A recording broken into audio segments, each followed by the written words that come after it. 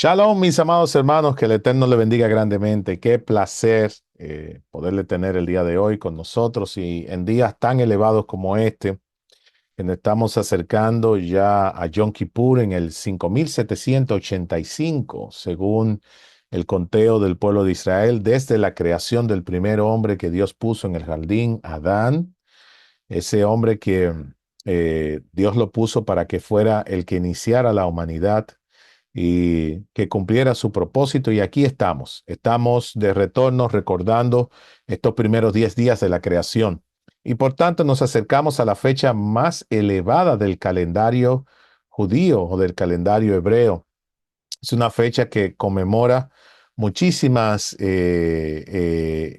situaciones que sucedieron en el pueblo de Israel, entre ellas la, la la, el retorno a Dios a través de la Torá, el retorno a Dios a través del cumplimiento de los mandamientos, esos 10 mandamientos, el decágolo, si Dios le entregó a Moisés por segunda vez. Fue en este momento, en Yom Kippur, el pueblo de Israel estaba orando. Así que es importante que tratemos un poco más sobre este día que nos acercamos solemnemente ya en la víspera. Prácticamente a partir de las 6 del día de hoy comenzamos a entrar en la víspera de Yom Kippur y qué bueno que podemos tratar los temas que tienen que ver pertendiente a eso. Muy bien, como siempre le digo, estas clases no soy yo que las saco, sino que Dios se le entrega al pueblo de Israel, a los sabios de Israel y nos permite poder comentarla. Sí, el comentario es de mío y poder también ampliar un poco más, claro que no, la sabiduría que Dios le ha entregado a esta nación. Hoy vamos a hablar un tema muy interesante y es que el libro de Jonat Jonás se lee en Yom Kippur y se lee por una razón. Así que aunque no ampliemos todo lo que trae el día de hoy, pero sí vamos a entender un poco la trayectoria de Jonás desde otro punto de vista. Yo sé que tal vez usted ha leído la historia o la ha comentado, pero desde otro punto de vista vamos a ver qué nos traen los sabios de Israel. Muy bien, Rabbi Ginsburg escribe lo siguiente, que fue el que hizo el análisis de los sabios de Israel. Dice, es una tradición sin editar impartida sobre el libro de Jonad, que se lee en Yom Kippur. O sea, aquí no está exactamente como lo leemos en una Biblia al español, sino es una traducción que no está editada, o sea, que puede ser escritos muy viejos sobre el libro de Jonad que está ahí y agregan a veces palabras o quitan otras. Así que es importante que tengamos eso pendiente. Y dice así, alrededor del barco en el que estaba Jonás, el resto del mar estaba en calma y todos los barcos alrededor del suyo viajaban a salvo. O sea, nada más no estaba el barco de Jonás, aunque no nos menciona más barcos en el relato bíblico. Este relato incluye de que había más barcos cerca alrededor y que esos barcos estaban en quietud, estaban tranquilos.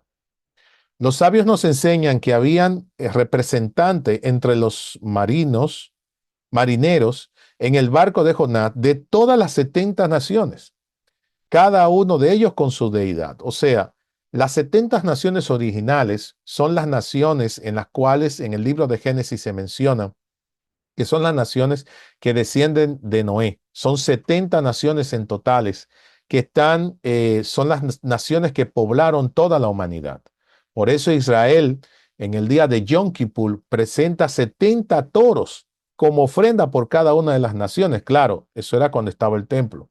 Ahora no se pueden presentar, pero si el Eterno así lo permite, sea restablecido el tercer templo, qué bueno que se pueda presentar ofrenda por las naciones y que sean ofrenda de paz. Dice así, y se acercaron a él y trataron de despertarlo. Llama a tu Dios, estamos a punto de morir. Él respondía, él respondió que solo de Israel y mi Dios es el Dios que creó los cielos y de la tierra. O sea, yo soy de Israel y mi Dios es el Dios que creó el cielo y la tierra. Todos los marineros se dieron cuenta de que era un hombre justo y un profeta. ¿Por qué? Porque la santidad que Dios ha puesto en aquellos que procesan su nombre, en aquellos que guardan sus mandamientos, es una santidad muy fuerte. Y al pronunciar la unicidad de Dios y la soberanía de Dios y de dónde viene el pueblo, hay un respeto, porque sabemos que Dios gobierna toda la tierra. Dice aquí, entonces, y un tremendo temor cayó sobre ellos. Le dijo que les rogaran por que le arrojaran por la borda para calmar el mar. Era demasiado justo para seguir sus instrucciones. O sea, tú eres un hombre muy bueno. ¿Cómo vamos a hacer que te vamos a arrojar y que te vamos a tirar al mar? Así que lo dejaron caer con una cuerda en el agua hasta la rodilla, o sea, lo amarraron y lo metieron un poco hasta la rodilla y el mar se calmó. Se quedaron sorprendidos. Lo levantaron y la tormenta comenzó de nuevo. Repitieron esto varias veces. Lo ponían de nuevo a ver si era algo que se habían confundido y el mar se calmaba. Eventualmente le dijo que lo arrojaran completamente por la borda. Esto parece ser una decisión drástica.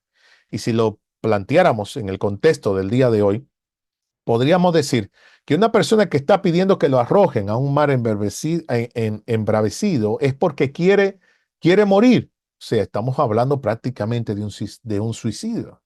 Pero si analizamos eso al contexto de un hombre justo, un hombre que llevaba la palabra de Dios y que sabía lo que tenía que hacer y estaba oyendo de ese compromiso con Dios, tiene que tener un trasfondo detrás de ello. Y esto es lo que los sabios nos van a aclarar a nosotros a medida que vayamos desarrollando el tema. Los sabios dicen que su acto de huir de Dios fue en realidad un acto de suicidio. Y el versículo dice, ¿a dónde puedo ir de su espíritu y a dónde puedo ir de tu rostro? Salmo 139, 7. O sea, no hay lugar donde el hombre vaya o se esconda, ni siquiera en la muerte, que Dios no lo pueda ver. Entonces era algo totalmente absurdo pensar que para poder solucionar el problema yo tenía que ser arrojado a un mar que podía muy bien arrebatar mi vida. Dios está en todas partes. Entonces, ¿cómo podría Jonás pensar en huir de Dios? Jonás sabía que tenía un tremendo poder y mucha carisma. O sea, ¿cuál era el poder y la carisma de Jonás? En otra profecía que recibió, tuvo éxito en hacer que los judíos, o sea, el pueblo de Israel, hiciera teshuvá, arrepentimiento. Y esta profecía, Jonás en realidad tenía tres profecías, dos a los pueblos judíos y ahora a los no judíos. Los judíos lo llamaron falso profeta porque había profetizado que Jerusalén sería destruida, pero no fue así, porque sin saberlo habían hecho teshuvá. O sea, al ellos escuchar el mensaje lo llamaron, tú eres un mentiroso, ¿cómo va a ser? Si Dios protege a Israel, pero dentro de su corazón hicieron arrepentimiento, por si acaso se le había olvidado hacerlo.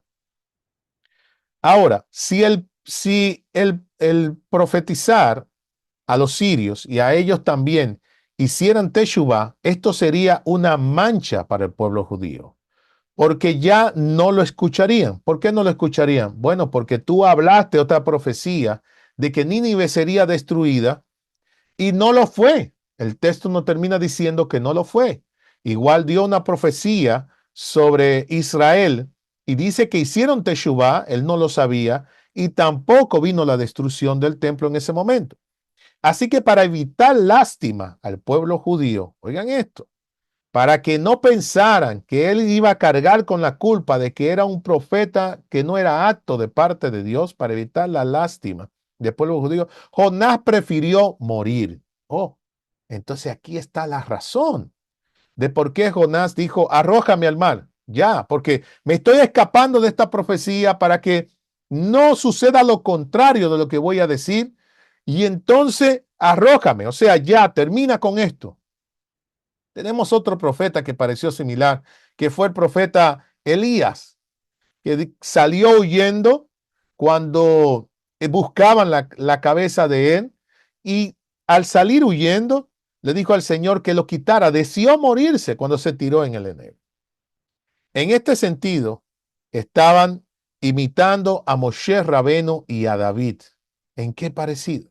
Ellos también protegieron al pueblo judío pidiéndole a Dios que le quitara la vida en lugar del pueblo. Cuando el pueblo pecó con el becerro de oro, Dios le dijo a Moshe: bórrame de tu libro si lo vas a borrar a ellos. O sea, no quiero ser tu servidor. Y David, cuando censó al pueblo, que vino el castigo de Dios sobre el pueblo, David prefirió que viniera sobre él. Por eso, eh, por eso que quería ser arrojado al océano. Finalmente, los mineros, los marineros, lo liberaron de las cuerdas y lo arrojaron al mar. O sea, lo tiraron. Finalmente, insistió tanto que lo tiraron. Un Midrash dice que primero fue tragado por un pez macho en su estómago. Tenía más espacio, podía estar holgado, aunque estaba dentro del pez, no estaba en sufrimiento. Podía ver a través de sus ojos, podía ver todo el océano. Allí estaba durante 3 días sin sufrir tanta como pánico, tanto problema de que esté ajustado. Así que Dios llamó al pez para que lo vomitara y luego fue tragado por un pez hembra que estaba embarazada de muchos peces pequeños sin dejarle espacio. Y fue entonces cuando oró a Dios. Sabemos que el Midrash no es una historia real, pero estamos diciendo en este sentido que Dios quiso llevarlo a un aprieto más profundo para que pudiera clamar. Y es que el clamor real no sale de la persona hasta que no esté en aprieto. Usted podrá decir lo que sea, lo que quiera, pero hasta que una persona no vive en carne viva, que Dios lo libre a todo el que me escucha, una prueba no clama con sinceridad. Muchas veces intentamos poder clamar y decir algo y Señor, pero no sale de nuestras vidas. Y esto me recuerda a algo que comentaba en esta semana con mi familia, mi esposa, mis hijos y algunos amigos. Le decía que nos hemos acostumbrado el día de hoy a que tenemos que ser motivados, que tiene que haber una emoción para poder crear una atmósfera si así se podría decir, de, de, de palabras sinceras, que creo que es la palabra correcta, no sé si está así, palabras sinceras delante de Dios. Y eso no está bien, porque entonces quiere decir que nuestro corazón necesita un químico, algo que encienda, como el motor necesita la gasolina, o algunas personas necesitan consumir algún tipo de sustancia para poder sentir un gran gozo, para poder sentir unas palabras que sean, que salgan del corazón. Y es porque no hemos logrado que eso penetre en nuestras vidas.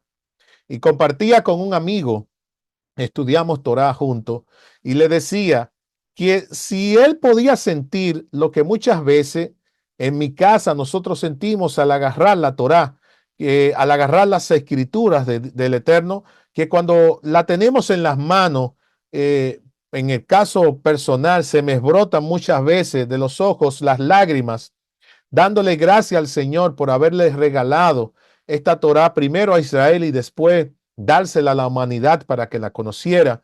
Y es la importancia de aprender a quién nosotros servimos, quién es nuestro creador.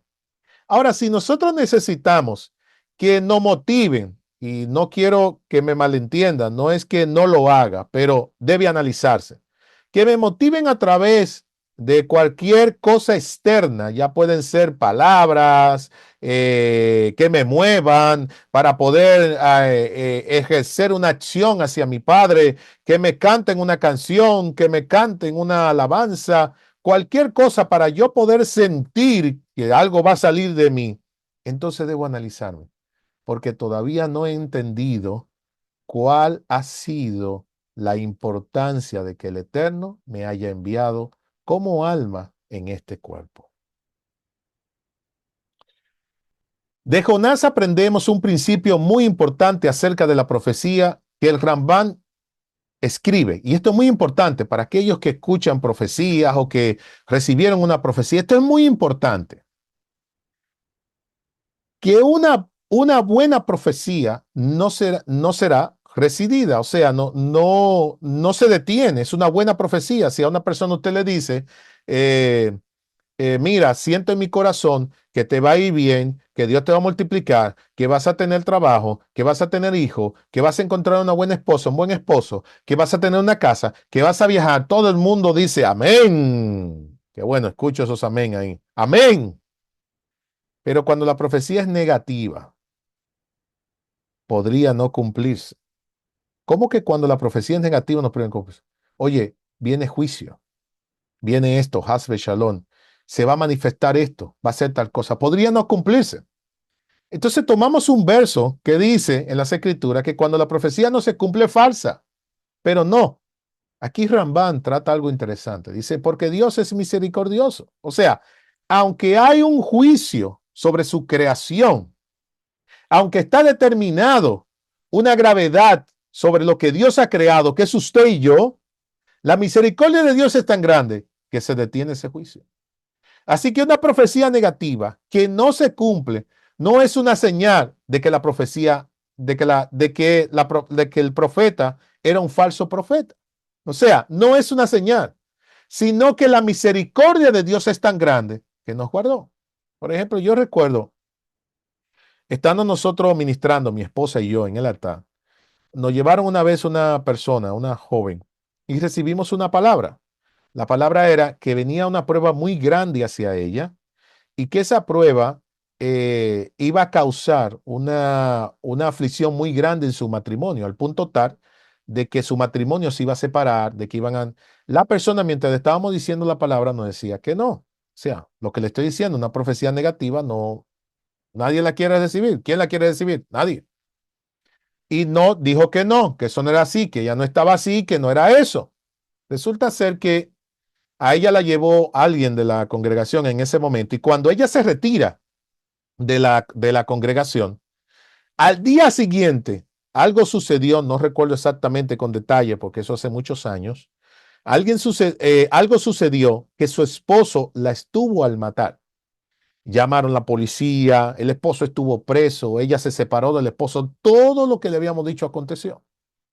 Ahora, ¿qué pasaría si en ese momento ella hubiese aceptado la palabra y hubiese ido con un corazón humilde delante del Eterno? ¿Qué es lo que se presenta en estos 10 días de Yom Kippur? Puede ser que haya un destino nefasto y que así no sea. Oigan que lo estoy diciendo, que el Eterno no lo permita. Que seamos inscritos para un año dulce, pero que se haya decretado un destino nefasto para la vida de alguna persona. ¿Qué pasa cuando esa persona toma este tiempo para hacer teshuvah, para hacer arrepentimiento, para retornarse al Eterno, para volver otra vez al Eterno? ¿Qué pasa? La misericordia de Dios es tan grande que aunque el decreto ya haya sido sellado, se detiene. La razón por la que fue anulada, o sea, la profecía de Jonás, es porque la gente tomó en serio la profecía e hizo teshuvah, mírelo aquí, arrepentimiento. O sea, una mala profecía no quiere decir que era falsa, quiere decir que la misericordia de Dios se extendió. El Rambán aprendió este principio de Jonás. El pueblo de Israel, cuando Jonás le da la profecía de la destrucción del templo, hizo teshuvah, hizo arrepentimiento. La profecía no llegó, por tanto le dijeron que era un falso. La profecía no era falsa. Lo que pasa es que el pueblo actuó como tenía que actuar. Y Jonás no quería que volviera lo mismo, porque si llegaba a Nínive, él sabía que tenía el don de hacer volver los corazones a Dios. Por tanto, cuando dijera su profecía y se devolviera el pueblo, entonces iba a haber problema. ¿Qué es lo que acontece en la historia? Jonás se molesta. Se molesta porque él sabía ya el resultado, sabía que Dios le había dado ese don. El clima de Yom Kippur, el clímax de Yom Kippur, cuando se lee a Jonás, o sea, cuando se está leyendo a Jonás, se está destinando está destinado a enseñarnos que nunca es demasiado tarde. No es tarde. No importa lo que haya pasado, no es tarde para que te levantes, para que busques al Eterno. Incluso si hay un mal decreto, siempre puedes anularlo a través de la teshuvá, a través del retorno a Dios, a través de abandonar lo que estás haciendo. Esta es una de las leyes de la Jalá muy importante del Rambán. O sea, siempre hay oportunidad para el oportuno socorro de Dios. Siempre hay. Una vez que estás de vuelta en tierra, Jonás viaja a Nínive. Todo sobre esta ciudad está relacionado con el número 12. ¿Cómo, pastor? Sí. Todo lo que está en esta ciudad está relacionado con el número 12. Jonás oyó a Tarsi. En algunos, en hebreo es Treishet, o sea, los comentaristas de estos versos dicen que podría ser, óigame bien, lo que es ahora Perú o América del Sur, Tarsi. La palabra que significa, o sea, esta palabra, Tarsi, que significa 2,6, que es igual a 12, o sea, 2,6 o 12. Jonás es parte de los profetas más breves, o sea, los profetas menores, que se agrupan bajo la denominación de Treir Azar en hebreo, que significa 12 también. Entonces ya tenemos 2,12. La palabra significa 2,6 o 12. Docena en inglés es llamado un grosh. En español es docena o el grosso en docena. Esto es lo que se dice en inglés. La gematría de Nínive, la gematría es cuando cada letra hebrea tiene un número. También hay una forma de hacerlo. Cada letra está escrita por varias letras y se desarman completo y se cuentan. La gematría de Nínive se compone de las 4 letras de Jonás. Si ustedes la ven, Jonás y Nínive tienen la misma letra. La única diferencia es que Nínive tiene una nun, una n de más.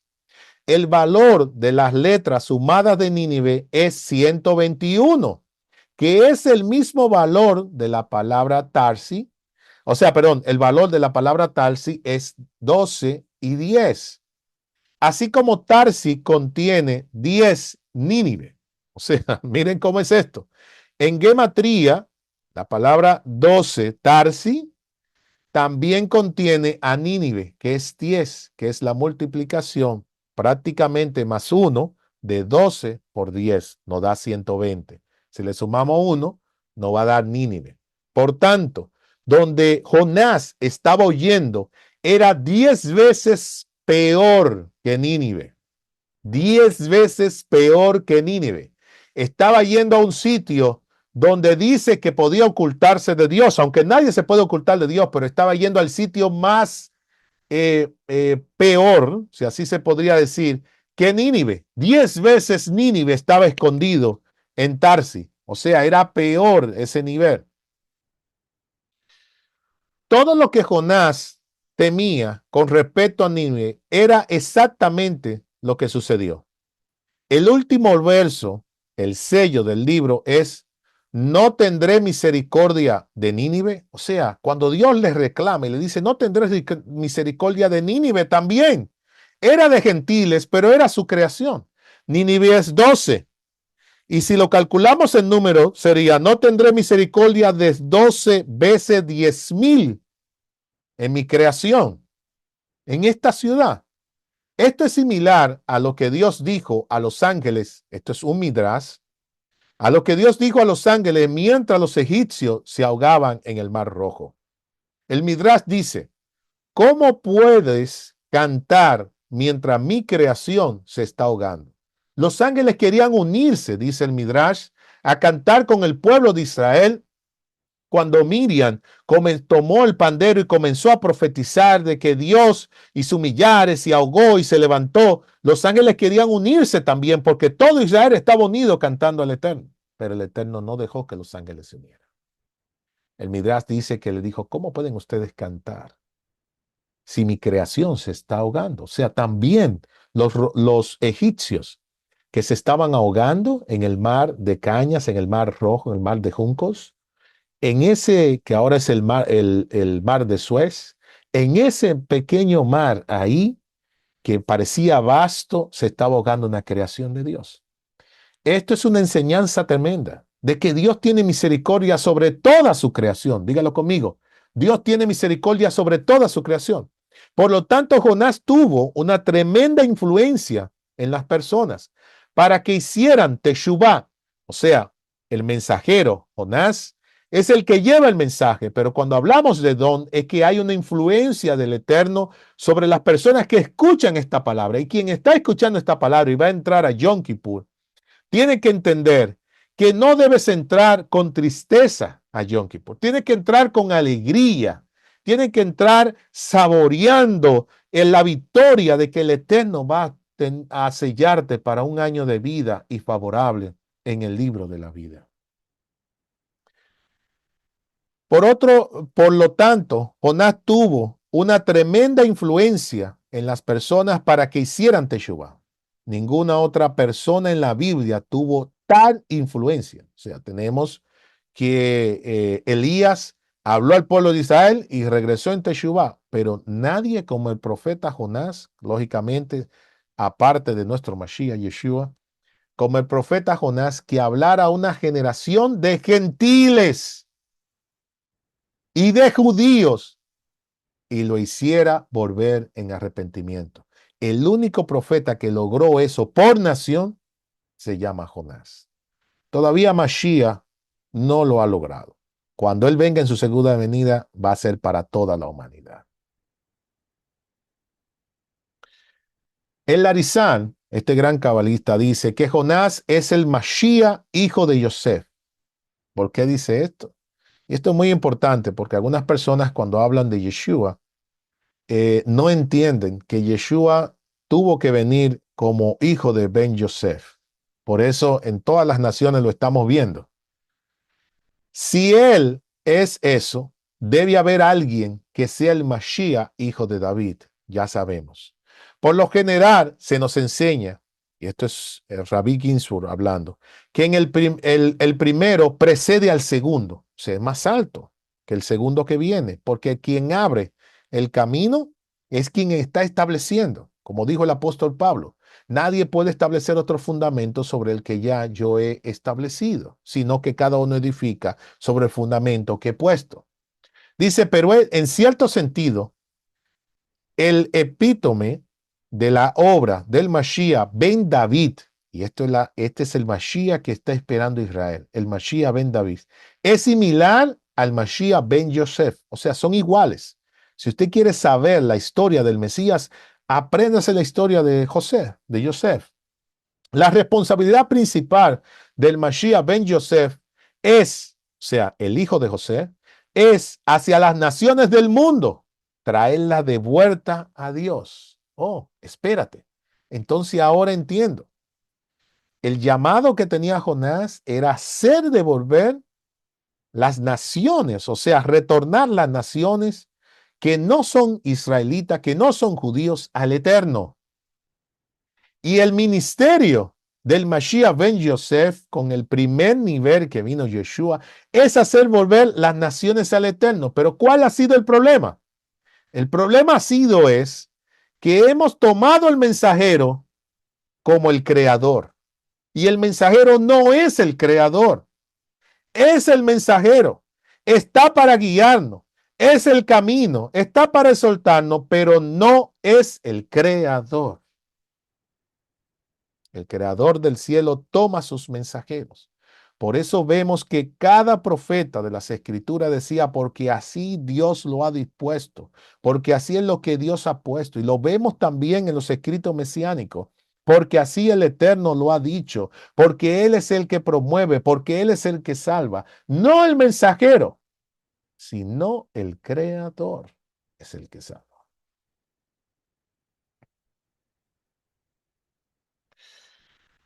De todos los profetas de Israel, Jonás es el profeta universal, enviado por Dios al mundo no judío. Ojo aquí. Él mismo prefería suicidarse antes que cumplir su misión con las naciones. O sea, ¿por qué? Porque si las naciones venían en Teshuvah, entonces Israel iba a quedar en ridículo. Mírelo aquí donde lo dice. Dice, pensando que podría ser malo para el pueblo judío, pero Dios piensa diferente.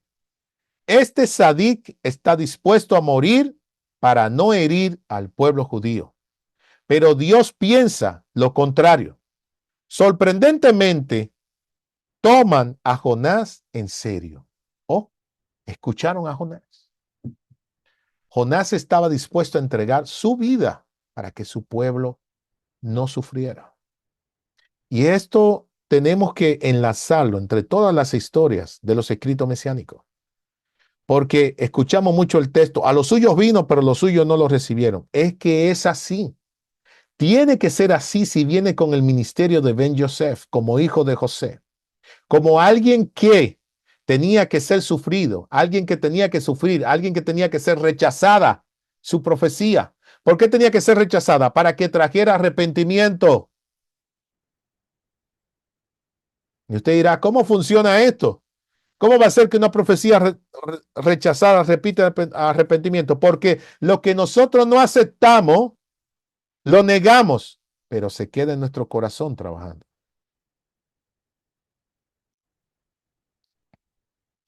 Hay un texto bíblico muy interesante en Isaías hablando del Mesías Ben Yosef, que dice en Isaías 53, 1 al 4, dice, ¿quién ha creído a nuestro mensaje? ¿A quién se ha revelado el brazo del Señor? Creció delante de él como renuevo tierno, como raíz de tierra seca. No tiene aspecto hermoso, ni majestad para que lo miremos, ni apariencia para que lo deseemos. Jonás, mis hermanos, aunque este texto es mesiánico, Jonás tenía que actuar como un mesías, por eso no había hermosura, no había nada en él. De hecho, dice que era calvo. No había hermosura en cuanto a físico, no atracción, no gloria, no dinero, no fama. Fue despreciado y desechado de los hombres. Israel no quiso saber de Jonás, poco de Yeshua. Varón de dolores, experimentado en aflicción y como uno de quien los hombres esconden el rostro. Fue despreciado y no le estimamos. Ciertamente él llevó nuestras enfermedades y cargó con nuestra dolencia.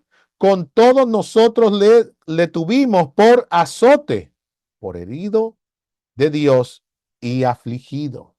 Y también está en Efesios 4, 8 y 9. Por tanto dice, cuando ascendió a lo alto, llevó cautivo a huestes de cautivos y dio dones a los hombres. Esta expresión ascendió, ¿qué significa? Sino que él también había descendido a las profundidades de la tierra, o sea, mezclarse con personas que estaban hundidas en el pecado. En la ciudad de Nínive habían algunos de los marineros del barco. Le reconocieron tan pronto como dijo que es hebreo y que teme solo a Dios y que creó el mar y la tierra. Un gran temor cayó sobre todos estos marineros y la nación de Nínive completa. Esta misma descripción aparece dos veces. Una vez en el barco, cuando los marineros acababan de escuchar su historia, y una segunda vez después que el mar se calmó, después de haber sido arrojado por la borda. O sea, dos veces, un mensaje repetido dos veces es un mensaje firme y verdadero, dice las Escrituras. Como resultado, todos estos marineros se deshicieron de sus ídolos e incluso se convirtieron. Fueron a Jerusalén, dicen los sabios de Israel, se circuncidaron y trajeron sacrificios a Dios y se convirtieron, como decimos las palabras, y sobre los justos converso, en la midá, en la parte más importante de la oración litúrgica de Israel, del sidur de oraciones. Los sabios dicen que hay que tener en mente en estos marineros, hay que pensar en ellos en ese momento, gente que no era del pueblo de Dios, corrió hacia el pueblo de Dios, que todos se convirtieron en conversos justos. Son el ejemplo bíblico de los conversos justos. O sea, hay un nivel que se debe accionar en nuestras vidas. Dice así, el Midrash dice, durante la división del Mar Rojo, Dios no hizo que los ángeles cantaran porque los egipcios estaban ahogados. En ese momento, el mismo faraón, el malvado rey de Egipto, se salvó. Eso dice el Midrash. Y cuando salió del agua, se fue a Nínive. O sea, aquí hay algo interesante. Nos estamos encontrando con una paradoja tremenda en las escrituras. O sea, que quiere decir que hubo un gran temor sobre el líder de Nínive porque sabía que el príncipe de Egipto había corrido hacia allá, había contado la grandeza del Señor. Dice aquí, y se fue y se convirtió en su rey.